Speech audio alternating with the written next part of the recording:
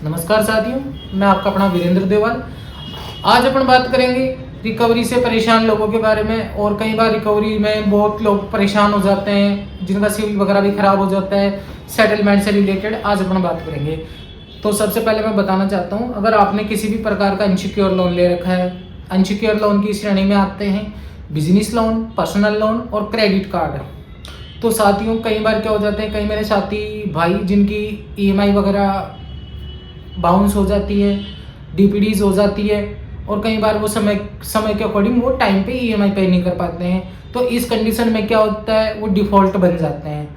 और डिफ़ॉल्ट का main reason EMI bouncing वगैरह से रिलेटेड होता है। सभी साथी भाई ये जानते हैं अच्छे से।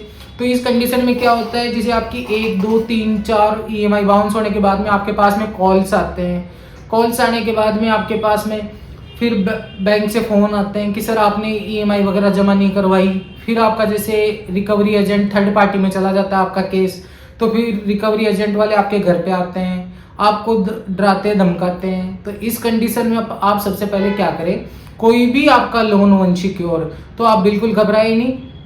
पहले भी डिफ़ॉल्ट लोग होते आए हैं और आगे भी होते रहेंगे, अभी भी हो रहे हैं। तो इसमें घबराने वाली कोई बात नहीं है। आप बिल्कुल चिंता नहीं मत करो इस चीज़ को लेके। अब अपन बात करते हैं, अगर कोई भी रिकवरी एजेंट अगर आपके घर पे आता है और आपको डराता धमकाता, या आपके रिलेटिव्स को कॉल करता है, या आपके घर के आसपास 10-5 लोगों को लेके आता है, या पुलिस से रिलेटेड कोई धमकी देता है, तो इस कंडीशन में साथियों आप क्या करोगे। सबसे पहले तो अगर रिकवरी एजेंट आपके घर पे आता है तो आप उसकी वीडियो बनाओ। उसके बाद में आप उससे आई कार्ड मांगो। वो आई कार्ड बताता है, ठीक है। उससे पूछो कि सर आप बैंक से हो, एनबीएफसी से हो, या किसी थर्ड पार्टी एजेंसी से हो। ये सारी चीज़ें उससे पूछो। उसके बाद में आई कार्ड चेक करो उसका। आई कार्ड के पास में उसके पास में ऑथराइज लेटर चेक करो, वो भी नहीं होगा उसके पास में। अगर हो तो फिर उससे पूछो सर आप मेरे घर पे आए हो, तो आपके पास में होम विजिट लेटर होगा, वो दिखाओ। अगर वो भी नहीं है तो उससे पूछो कि सर आपके पास में डीआरए का लाइसेंस होगा, डेबिट रिकवरी एजेंट का लाइसेंस होगा आपके पास में, अगर आप मेरे घर पे रिकवरी करने आए हो तो। वो उस चीज़ के लिए भी मना करेगा आपसे कि नहीं हम खुद बैंक से ही हैं, ऐसे वैसे आपसे उल्टी सीधी बातें करेगा। तो आप उससे पहले बात तो कोई बात मत करना। दूसरी बात, कई बार आपके पास में नोटिस वगैरह भी आता है। पहले बैंक से नोटिस आता है आपसे, जो बैंक लेटर पैड पे लिख के आपको नोटिस देती है। तो आप बिल्कुल घबराए नहीं। ऐसे मामलों में आपका पुलिस केस वगैरह नहीं होता है, ज़्यादा से ज़्यादा बैंक लीगल प्रोसेस कर सकती है। क्योंकि ऐसे में क्या होता है, बहुत सारे साथी होते हैं जो क्रेडिट कार्ड वगैरह अप्लाई करते हैं, उस टाइम पे ईसीएस नहीं करवाते हैं, चेक वगैरह की मैंडेटरी नहीं होता है।